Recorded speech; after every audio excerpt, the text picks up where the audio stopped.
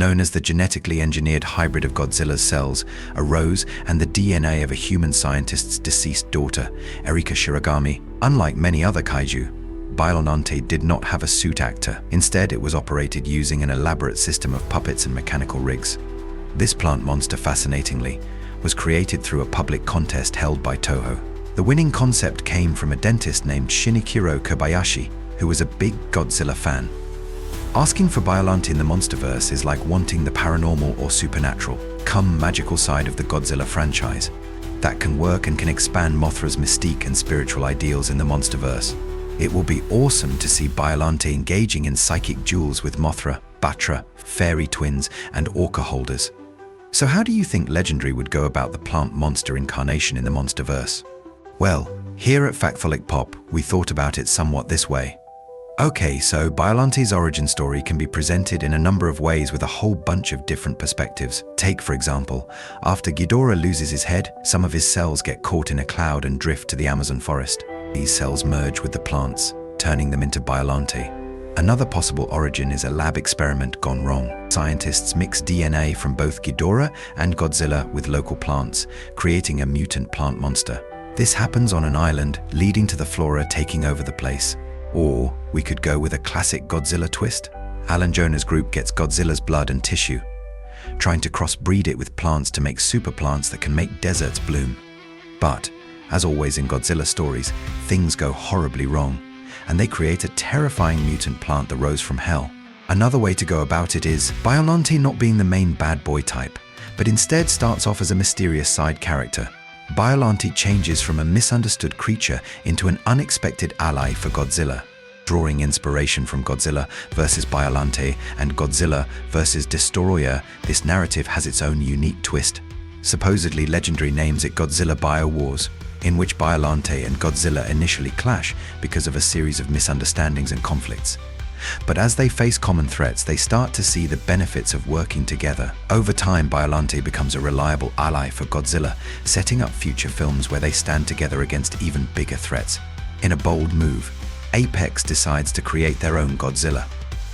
They cause an explosion on a Japanese tourist boat near Fukushima, collecting DNA from the victims before their organs deteriorate. They focus on a young girl who had radiation-induced cancer, attempting to fuse her brain cells with roses to create unique plant-based G cells.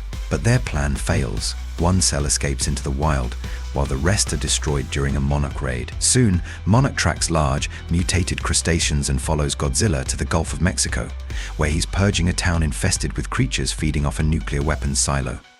The crustaceans merge during the battle, forming a massive monster that challenges Godzilla.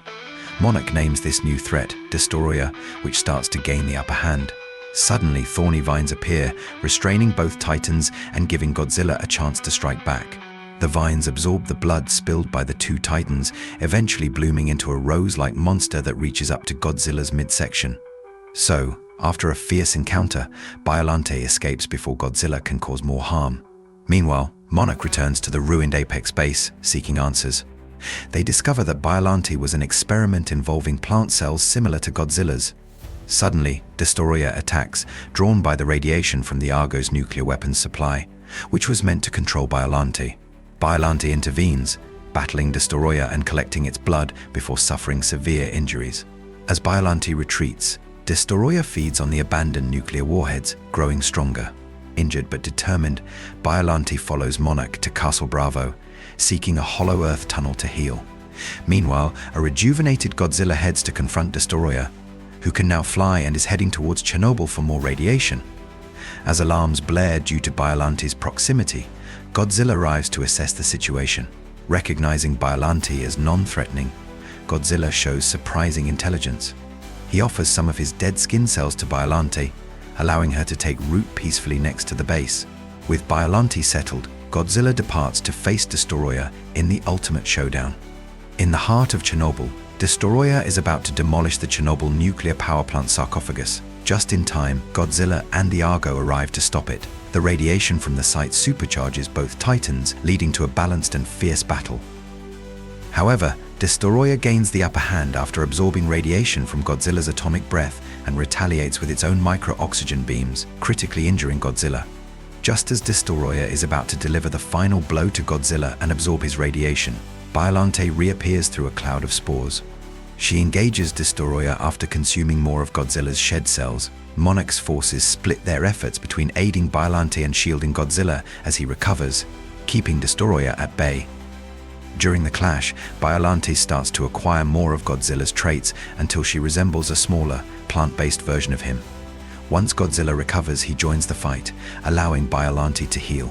Godzilla and Destoroyah resume their battle, with Godzilla finally defeating Destoroyah with Biolante's newly developed solar beams. After the epic battle, Godzilla gently nudges Biolante, a gesture of gratitude for her support against a formidable foe. Monarch records this friendly moment while they keep watching titans around the world. Among their observations, they notice a massive cloud of spores hovering above the Earth. This natural shield, a legacy of Biolante, protects the planet from harmful UV radiation. It remains dormant in the sky, ready to spring into action when needed. Now, to sum it all up, there can be a lot of different ways as to how Biolante's story goes in the Monsterverse, and what you just saw was an example of how we think it would go down. I mean, this kaiju could also be introduced as a sentient plant life form that mainly antagonizes Kong. Biolante could be the Yggdrasil of the Monsterverse, a massive, overgrown reptilian plant with roots all over the globe. She could attack multiple places at once, with her spores infecting biological organisms and causing psychedelic trips, turning them into her drones. Or maybe it won't really go down this way, and maybe the Monsterverse never introduces Biolante at all. We already have a titan with pretty similar biology as that in Huluk after all. So, it's all just theories at this point. But you gotta admit it, seeing the Rose Titan from Hell would be a sight like no other. And there you have it. What kind of theories do you have with regards to Biolante's origins? Do let me know down in the comments below. Thanks for watching, and if you enjoyed what you saw, don't forget to hit like and smash that subscribe button if you're new to this channel. Peace.